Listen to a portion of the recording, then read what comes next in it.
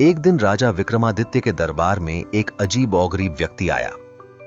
उसने एक लकड़ी का घोड़ा दिखाते हुए कहा, महाराज, यह घोड़ा ना तो कुछ खाता है ना कुछ पीता है, पर इसे जहां चाहो वहां ले जा सकते हो।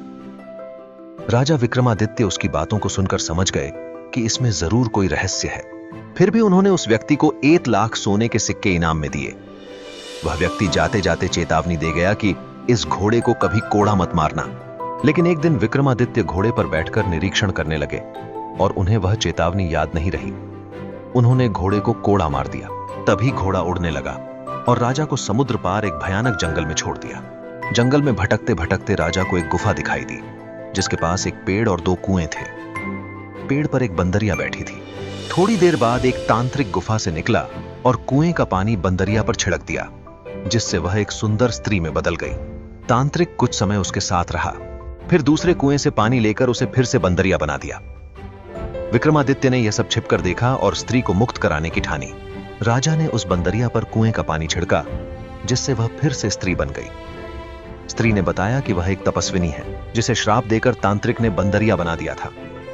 तभी तांत्रिक वहां आ गया और उसने विक्रमादित्य को मारने के लिए अपनी नरभक्षी सेना बुला ली। विक्रमादित्य ने अकेले ही उन सबको हरा दिया। तांत्रिक को पराजित होता देख विक्रमादित्य ने बेताल का आह्वान किया, जो तांत्रिक की शक्ति को खत्म करने में सफल रहा। तांत्रिक ने हार मानते हुए माफी मांगी और विक्रमादित्य ने उसे पाताल लोक भेज दिया। अपने महल लौटने के बाद विक्रमादित्य एक दिन एक महिला की चीख सुनकर उसकी मदद के लिए गए। उस महिला का पीछा एक विशालकाय राक्षस कर रहा था, जो अमर था। विक्रमादित्य ने राक्षस के रहस्य को जाना कि उसके पेट में एक मोहिनी रहती थी, जो उसके मरते ही अमृत डालकर उसे जीवित कर देती थी। उन्होंने मोहिनी को पकड़वाकर राक्षस का अंत कर दिया। किसी ने विक्रमादित्य से कहा कि दुनिया का सबसे बड़ा दानी राजा अधिरथ है। राजा ने खुद जाकर यह सत्य जानने का निश्चय किया। अधिरथ प्रतिदिन 1 लाख सोने की मुद्राएं दान करता था। विक्रमादित्य ने उसकी दानवीरता का रहस्य जाना, जो देवी के आशीर्वाद से मिला हुआ था। विक्रमादित्य ने 7 बार उसी कठोर परीक्षा से गुजरकर देवी से एक चमत्कारी थैली प्राप्त कर ली और अधिरथ को उसका दुख दूर कर दिया। राजा विक्रमादित्य को जंगल में एक तांत्रिक और बेताल मिले, जो एक शव पर अधिकार जताने के लिए झगड़ रहे थे।